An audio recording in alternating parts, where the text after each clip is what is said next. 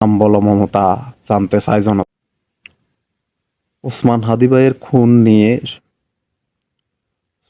ভাইয়ের খুনিদেরকে নিয়ে মমতা বন্দ্যোপাধ্যায় যে কথাটা বলেছেন, এটা আরো একটা বড় ধরনের রহস্য হয়ে গেছে।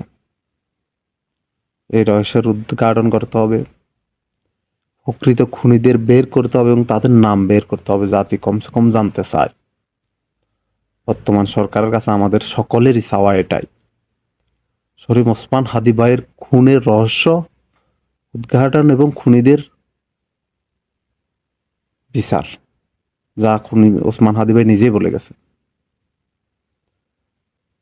নাম বলো মমতা, জানতে চায় জনতা। এখন মমতা বন্দ্যোপাধ্যায় ঠিকই জানে, তিনি আবার এটাও বলেছেন নাম বললে বাংলাদেশ তোলপাড় হয়ে যাবে, উত্তাল হয়ে যাবে।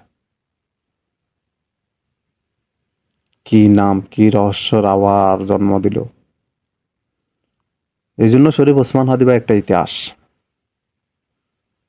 ইতিহাসে অলরেডি জায়গা করে নিয়েছে। দেখা যাক, আমরা অপেক্ষায় রইলাম। ইনশাআল্লাহ আশা করি আমাদের সরকার, বাংলাদেশের সরকার এটা সুষ্ঠু তদন্ত এবং বিচার নিশ্চিত করবে।